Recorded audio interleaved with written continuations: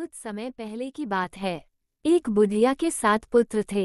उनमें से 6 कमाते थे और एक निकम्मा था। बुढ़िया अपने 6 बेटों को प्रेम से खाना खिलाती और 7वें बेटे को बाद में उनकी थाली की बची हुई जूठन खिला दिया करती। 7वें बेटे की पत्नी इस बात से बड़ी दुखी थी क्योंकि वो बहुत भोला था और ऐसी बातों पर ध्यान नहीं देता था।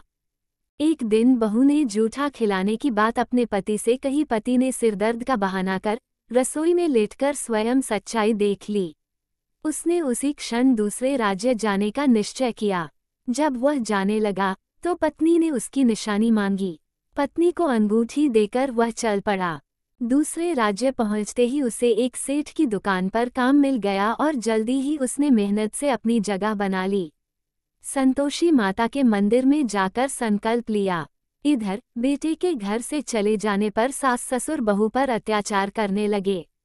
घर का सारा काम करवा के उसे लकड़ियां लाने जंगल भेज देते और आने पर भूसे की रोटी और नारियल के खोल में पानी रख देते।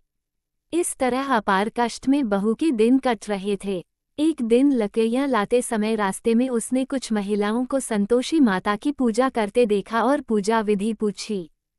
उनसे सुने अनुसार बहू ने भी कुछ लकड़ियां बेच दी और ₹1.25 का गुड़ चना लेकर संतोषी माता के मंदिर में जाकर संकल्प लिया। कपड़ा गहना लेकर घर चल पड़ा। 2 शुक्रवार बीतते ही उसके पति का पता और पैसे दोनों आ गए। बहू ने मंदिर जाकर माता से फरियाद की कि उसके पति को वापस ला दे, उसको वरदान दे। माता संतोषी ने स्वप्न में बेटे को दर्शन दिए और बहू का दुखड़ा सुनाया। इसके साथ ही उसके काम को पूरा कर घर जाने का संकल्प कराया। माता के आशीर्वाद से दूसरे दिन ही बेटे का सब लेन देन का कामकाज निपट गया और वो कपड़ा गहना लेकर घर चल पड़ा। बेटा अपनी पत्नी को लेकर दूसरे घर में ठाठ से रहने लगा। वहां बहू रोज लकड़ियां बीनकर माताजी के मंदिर में दर्शन कर अपने सुख दुख कहा करती थी।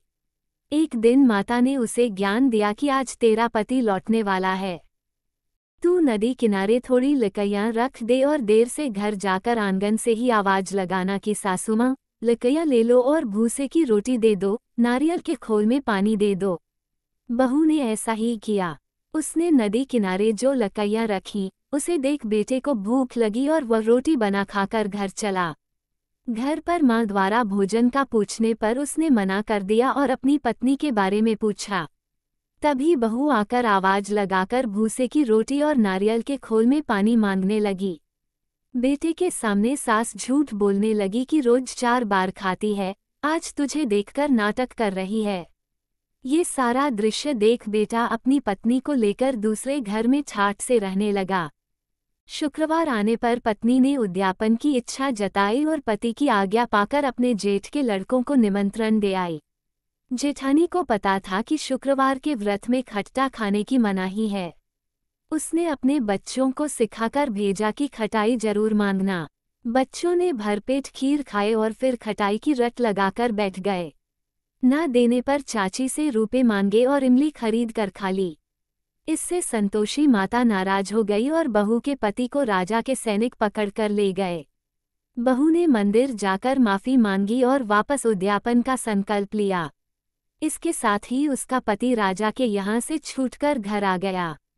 अगले शुक्रवार को बहू ने ब्राह्मण के बच्चों को भोजन करने बुलाया और दक्षिणा में पैसे ना देकर एक फल दिया। इससे संतोषी माता प्रसन्न हुई और जल्दी ही बहू को एक सुंदर से पुत्र की प्राप्ति हुई। बहू को देखकर पूरे परिवार ने संतोषी माता का विधिवत पूजन शुरू कर दिया और अनंत सुख प्राप्त किया।